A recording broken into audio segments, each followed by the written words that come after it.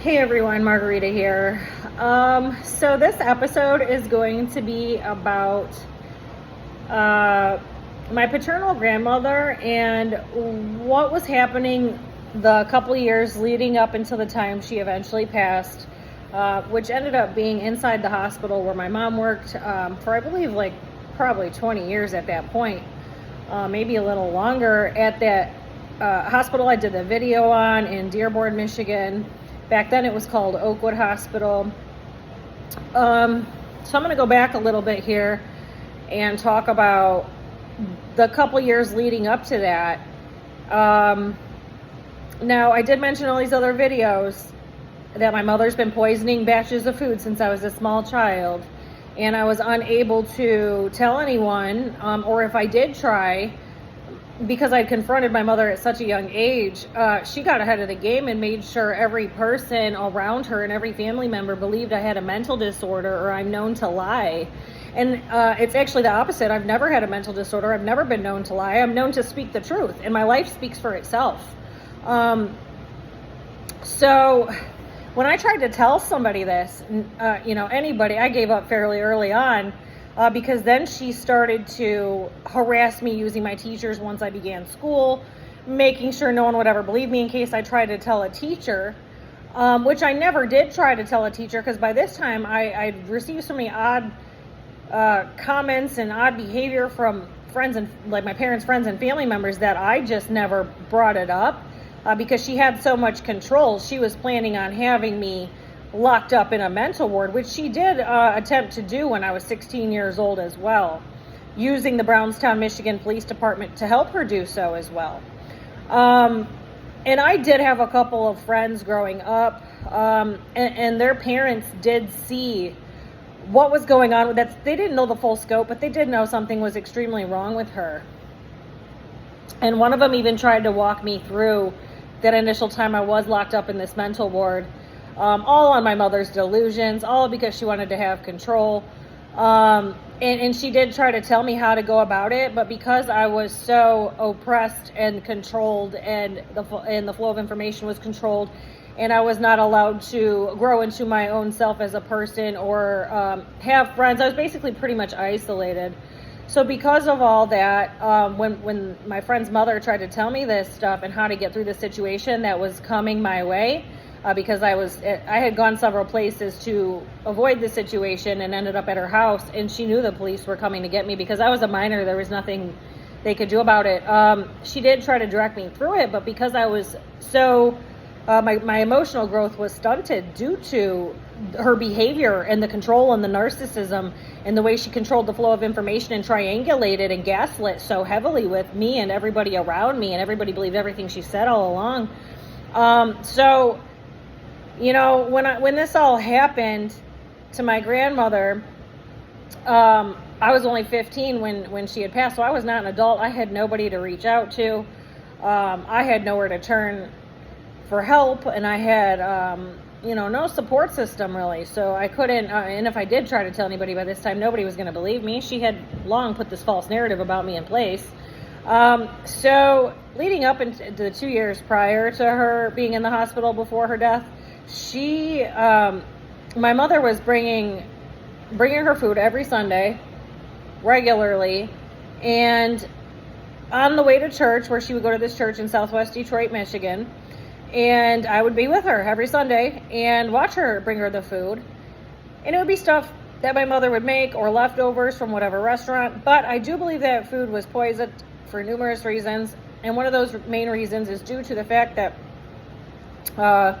at some point, my grandmother started bleeding from the rectum very heavily. And I watched this. She was wearing a dress. It was summertime when this happened, and it was coming out very heavily. I don't even know how she was still alive. She lost so much blood. And my mother had portrayed that to somewhat be normal, or she tried to make me believe that was normal. And then it didn't really dawn on me until 6-7 years ago, after I'd had my injury and memories were coming back because of all the brain damage I had, and then the brain tissue was being repaired. When I was going through hyperbaric oxygen treatments, it repairs brain tissue. It repairs all brain injuries. I don't care what system told you what and what doctor told you what or what's accredited by who. That is the reversal for any brain injuries, cerebral palsy included, It will reverse it over time. It takes a very long time. It's a very slow process. It does work. It is the treatment for just about everything out there, really. I mean, I'm sure there's things it doesn't treat, but there are many conditions it will reverse. Everything, if you Google it, all of those things that it reverses. So when that was happening, it was repairing my brain tissue in reverse on the manner in which my entire brain had exploded. So if you watch my near-death experience video number 2 of the 3, it talks about how that happened, and the carbon monoxide had broke through. So when it was repairing, it was going from the bottom up to the top, the sides up to the top, and it was almost all the way fully sealed before I had significantly gotten re-injured a couple years into treatment, caused by the Flat Rock Police Department here where I live in Michigan, and my mother's delusional phone calls to them. So when all that was going on, it was probably in the beginning of treating. I wasn't treating very long when I was having some of these memories come back. Full-fledged memories, like whole situations would come back in full order in my mind, and stuff I had not thought about in decades, or never really thought twice about it. I lived in chaos for decades as well, nearly escaping up out of their house. I was in so much extreme mental and emotional distress living with this narcissist who's poisoning food, and I didn't know the name for any of this at that time. I just knew I had to get out of there at age 10, and that's why I started working when I was 14. I started working all the time. I got 2 jobs by the time I was 16, had my license in my car, and would get 2 jobs and 2 work permits, and I had my first business at age 11. Had a couple of my friends working with me, making money with me as well. And it worked, and so I knew I had to get out of there due to all of this. So when I turned 18, I had my first baby, got my first house all in one weekend. I was in chaos, and I was working. It wasn't full-time, but I believe I worked like 25 hours a week-ish. And then it turned into, once my son was about 1.5, I started working about 50 hours a week regularly. And it remained that way for some time. And I'd always be on my hustle, making sure I always had enough money to stay ahead, because all these large agencies my mother was using to harass me. So I went straight into that extreme distress, straight into a different type of extreme chaos and distress, with all the responsibilities that I had. Even though I had a good job, I was also going to Dorsey Business School for medical billing as well at the same time when I was 18. So I went for the full year with no break. On top of working those 4 shifts a week that I worked, on top of having this newborn baby who had a brain swelling episode at 2 months of age, and I'll get way more into that way deep down the line. He is good now at age almost 23. But I went from one extreme situation to other very extreme situations, so I had forgotten all of this stuff had ever even occurred until my injuries happened about 7 years ago, and then I'm in treatment started treatment about 6 years ago.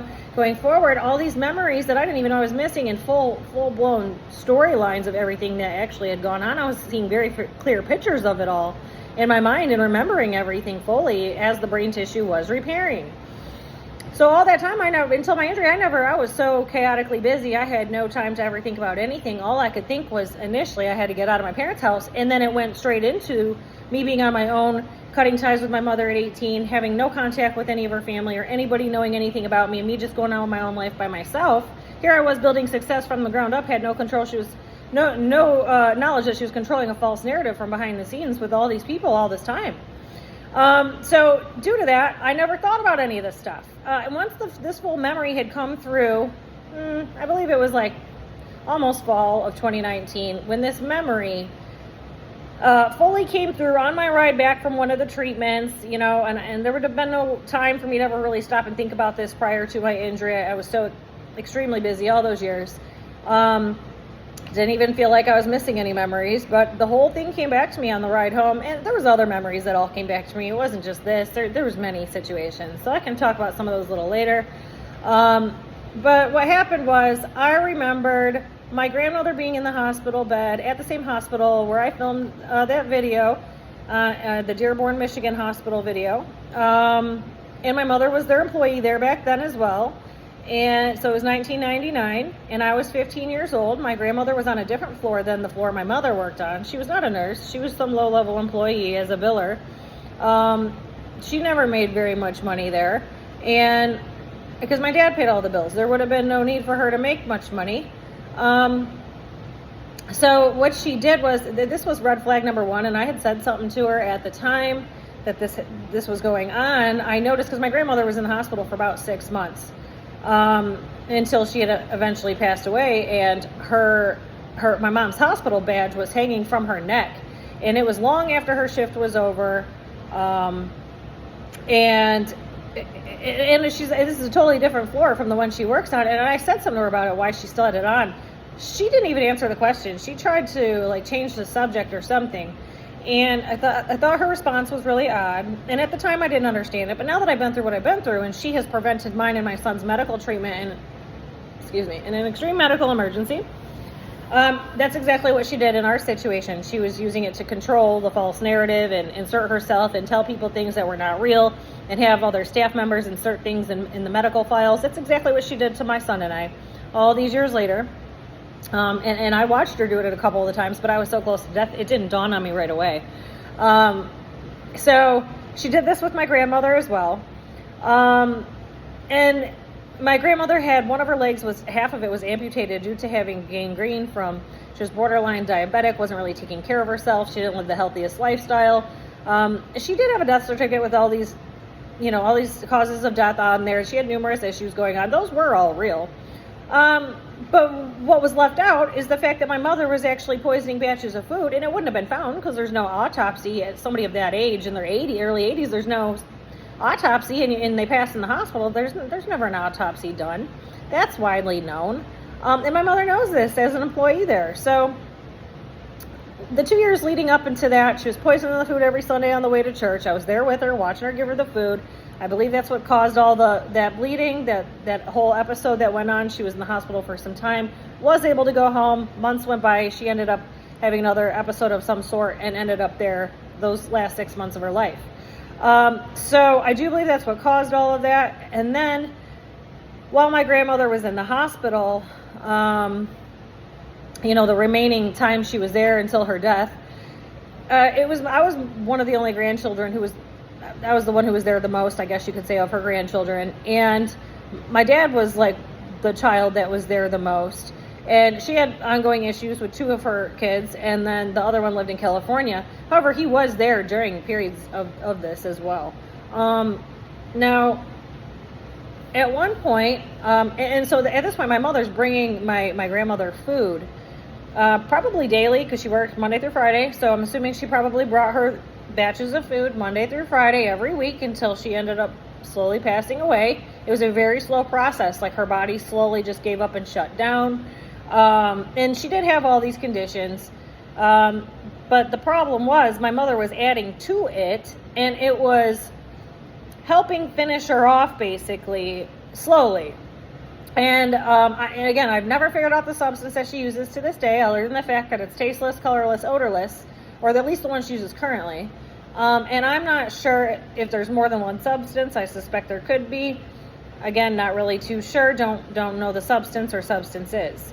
Now, at some point, after my mother had been bringing my grandmother all this food for some time now, daily, almost daily, and I do believe in the past, prior to all of this, years prior, my grandmother had some suspected incidences where something was in the food. There was many people around, so she really just didn't know who did it, and it was never found out. But then, after being in the hospital, and my parents are the only ones seeing her regularly, and then my dad's one brother, and then myself, I was 15 years old. So I do remember quite a bit of this. I was, at this point, I'm pretty intelligent. I'd spent years reading lots of books. I was very isolated. So I'd stay up all night reading all types of books because I had access to like never-ending supplies of books of all types. And then I went out into the world for 20 years and had a bunch of life experience after that as well. So that's how I have the degree of knowledge I have today. Now, at some point, my grandmother realized my mother had poisoned her food, and she came to in the room. She must have woke up, and I do recall it was me standing closest to her on, if you're looking at the bed when you walk in the hospital room, I was standing on the far right, closest to her. My dad was next, not next to me directly.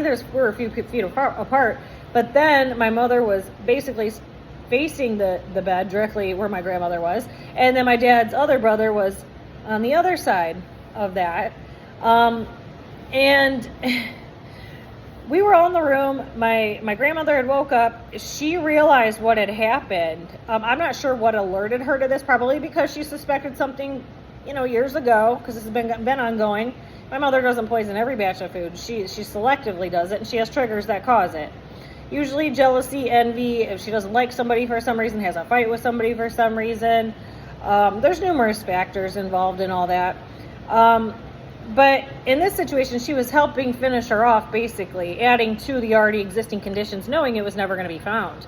And then in the meantime, she used that hospital badge to manipulate all of the nurses at the nurses station and kind of go over there and flap her jaw and say things and manipulate who my grandmother is as a person. And, oh, she's crazy, this and that, which is what she has done to me all of these times, except for I wasn't exactly a patient in the medical system. She made sure I did not receive treatment in an extreme medical emergency where I was stuck near death for years on end.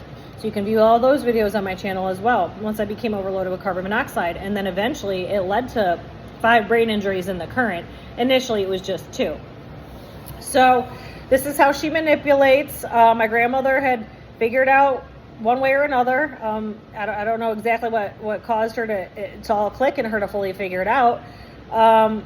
But she tried to lunge forward at my mother since she was directly across from her, even though she didn't, half of one leg was missing. She couldn't get up or actually lunge at her, but she lunged forward toward her and said, "You bitch." And she was ready to, if I've seen her ready to fight somebody ever, it was in that moment. I'd never seen her act that way toward my mother. However, I had also seen her act that way toward people she did not like and people that would cross her. I did see that over time. Now, mind you, this woman was in Southwest Detroit all of these years, did not want to leave her home. In her early 80s, always carried a gun. She was a straight up gangster. That's it. And that's the reality of the situation. So that was her mentality, her behavior.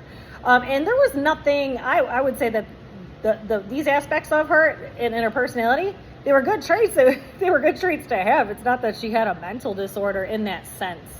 No, I'm not saying there was never any mental disorder technically. I don't really know. But the person that had done the evaluation was her son, who's a psychologist, my dad's one brother.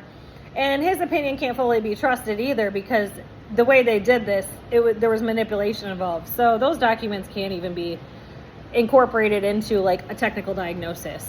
Now, my grandmother had said some things along the way. She used to talk a lot. I'd listen to her.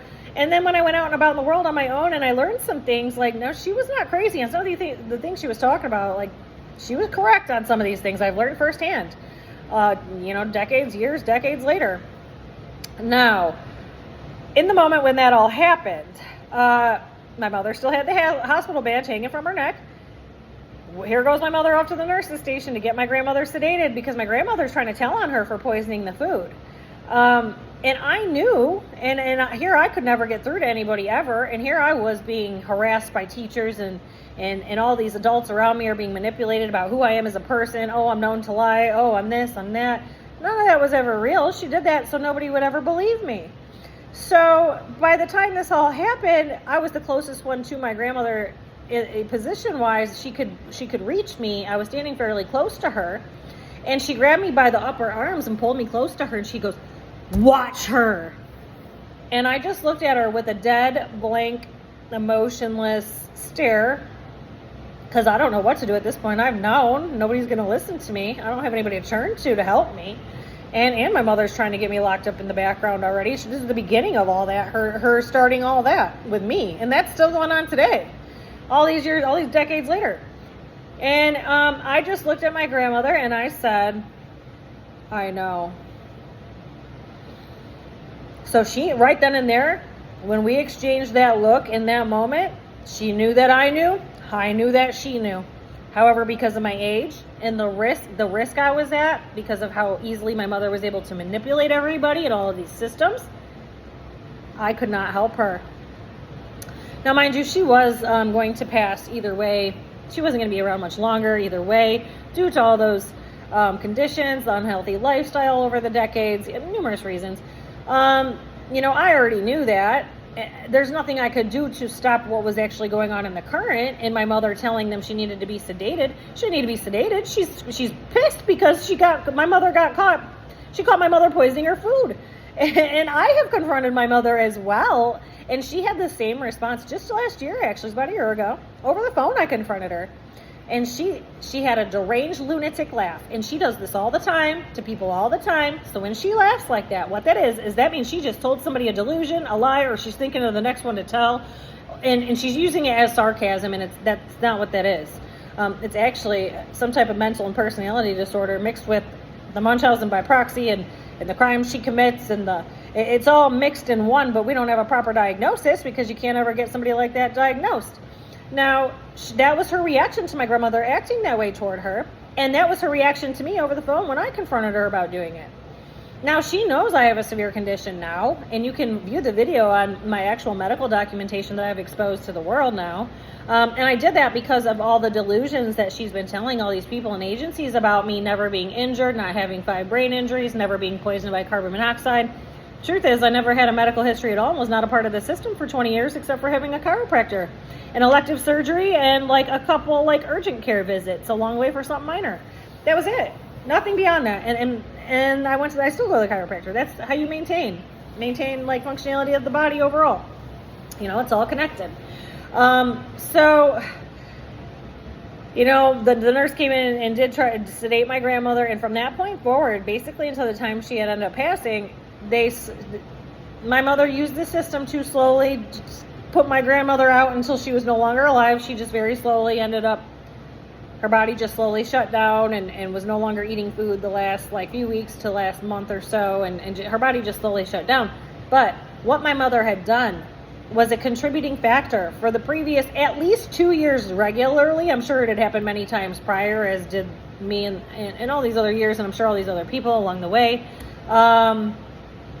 But heavily, I'd say about 5 days a week from the time she entered the hospital for those 6 months, all the way until my grandmother had caught her. And I'm sure from that point forward, I think my grandmother just ate the hospital food. And she got away with it. And then my mother got them to sedate her and keep sedating her, and painted her as mentally disordered to the nurse's station in advance, because then my grandma caught her, and her reaction made it look like she had a mental disorder. But she gaslights people so heavily and triangulates so much. It's more than triangulation. It's like pentagondulation or something. I don't even know that that's a word, but it's not just triangulation. It's like boom, boom, boom, boom. There's numerous angles. It's not just triangulation.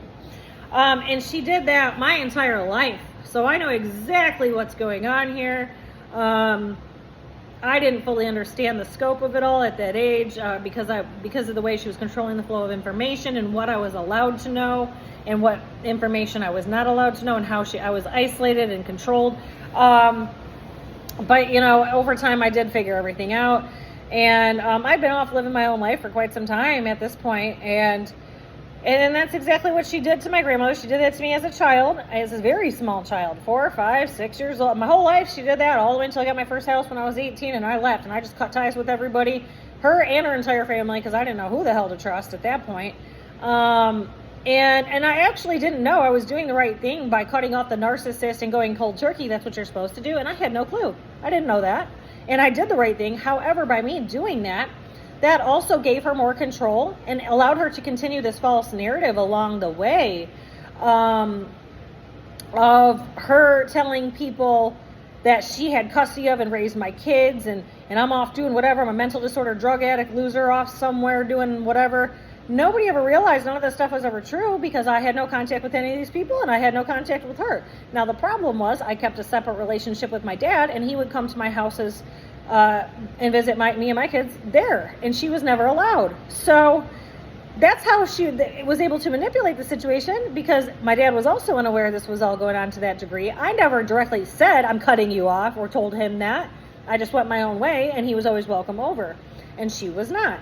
So by doing that, he would pick up his grandkids from time to time. They'd be going wherever. In the background, here's my mother spinning this false narrative about me. All these people, friends, family members, it's over 1,000 people at this point. Everybody she's ever worked with, everything. All these people give her all this praise, thinking she actually had custody of and raised my kids all this time. None of that was ever real. And the way she was able to triangulate it and manipulate, because they had a relationship with my dad, he would be allowed to take them home. And then because they're married, And then they go somewhere together in public with any of these people, and then they all arrive together. She'd be like, see, here they are, right here with us, without even using those words.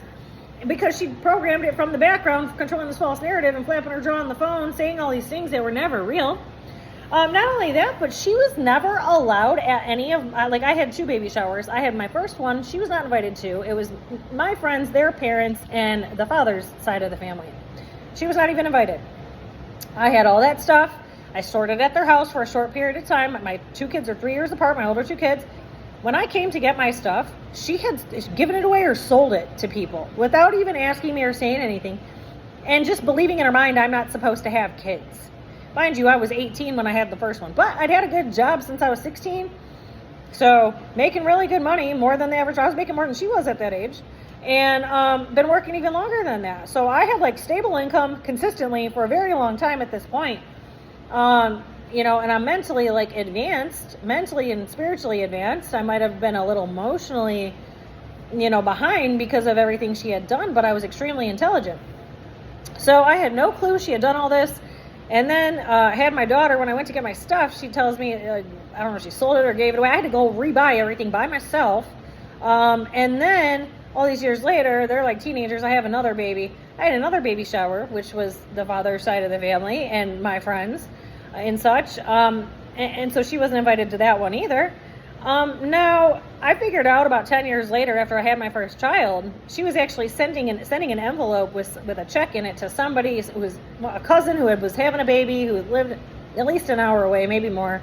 And I seen her writing the check, asking her what she was doing. I said, "What are you doing?" And she said, "Oh, I'm sending so-and-so a gift because I couldn't make it to the baby shower." I said, "Why are you doing that? Nobody ever gave me anything when I had my kids, or any of my kids, or whatever." She goes, "Oh, yes, they did. Oh, yes, they did.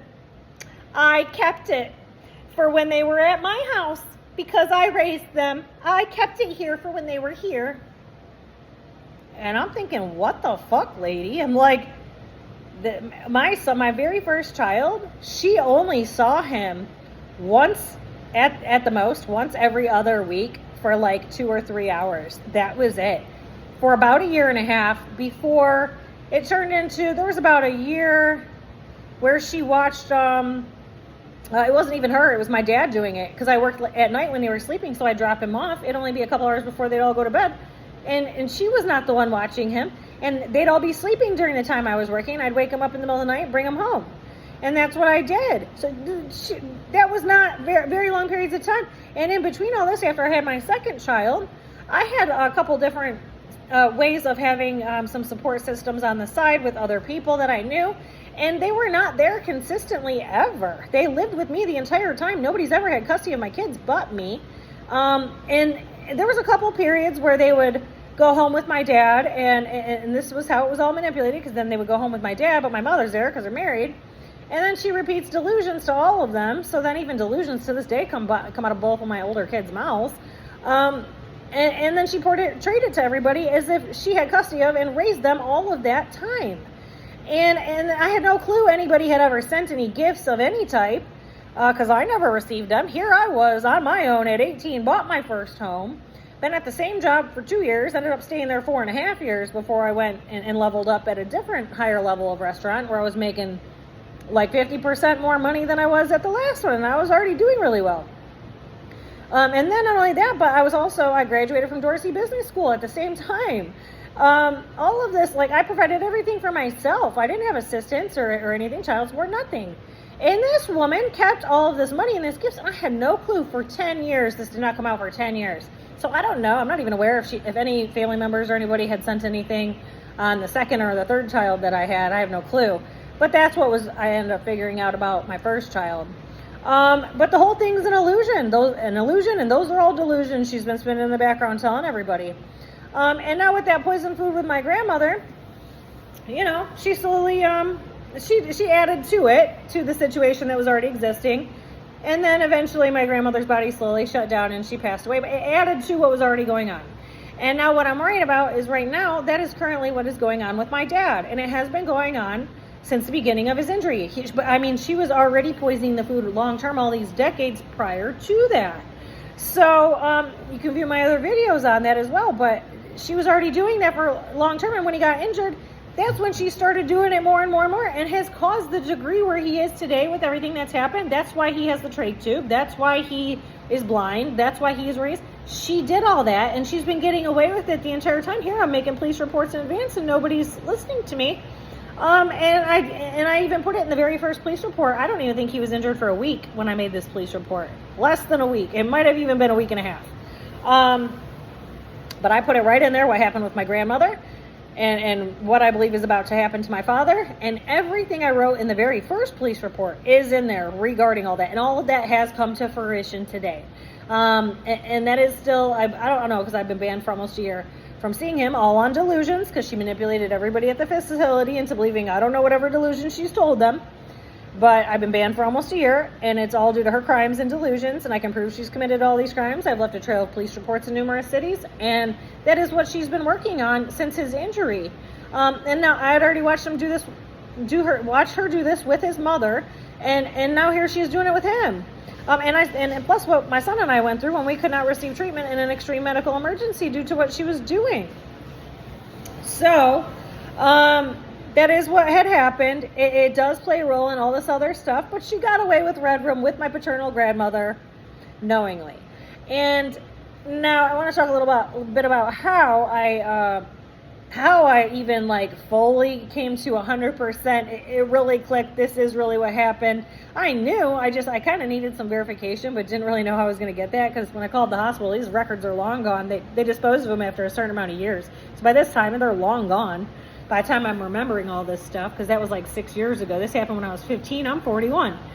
But ever since the first time I died and came back, I do receive a lot of synchronicities and spiritual messages. So that kind of guides me along the way of everything I'm working on, everything I'm doing, things I need to know about, stuff like that. And as the brain tissue was getting repaired, I had the full memory of everything on my way home from treatment. And when I got home, the whole time I'm driving home, I'm thinking, Grandma, I'm like, can you hear me up there? I'm like, am I remembering things properly? Am I remembering this all correctly? Lo and behold, not even 20 minutes later, I get home, I'm sitting on a chair over here, and we had an earthquake of a significant degree right after that. And she was such an old, feisty woman that if from the other side, she would be able to create an earthquake. So that was the first sign. And then I thought about it in my mind. I'm thinking, Grandma, is that you? I'm like, did you do that? And it was like the memory was in full-blown effect, like at full capacity. Every little detail was there. And then I said, I need another sign. I'm thinking in my head, I need another sign. I need another one. I'm like, I need to really make sure. And then I sat on that chair over there, and the remote was on. The TV was on from whoever was watching it while I was gone at treatment. And when I sat on the remote, the channel accidentally changed up or down. And on the TV, within less than 60 seconds, whatever was on, I don't know what channel it was a show called Exhumed. And I don't even watch TV, but this was happening to already be on. I sat on the remote. It turned on immediately. As soon as I asked for the other sign, the exact same situation and story was playing out on this show about a lady of her same age, same situation, but it was the granddaughter that worked in the hospital, not the daughter-in-law. And exactly the same circumstances played out right in front of my face on this TV show less than 60 seconds after asking for a second sign. Such a very extremely rare set of circumstances had occurred right when I'd asked for them. And as soon as I said the word occurred and I looked up, the angel numbers, I see angel numbers all day long. The numbers 3333 actually popped up at the top of my phone as that happened. So, I mean, I receive messages all day, every day in that manner, all these synchronicities since the first time I died and came back. It never really stops. I can't control it. But it does lead me to answers and conclusions of other things going on. So I do follow them. I do know they're meant for me to follow and look into, and whatever the situation is. But that's how it all came about. And I'm 100% certain she got away with the red room of my paternal grandmother. Regardless of what's on that death certificate, there's just some things that are missing from it because it would have never been found, because she knows that. She knows that from being an employee, and she's still confident to this day that it's never going to be found, even when I confronted her on the phone about me about a year ago. Same thing. Extremely confident it's never going to be found in me or my dad. Yeah, so I'll be back with another one. I just had to get that out real quick, and I'm going to release a load of videos here in a second. Thanks, bye.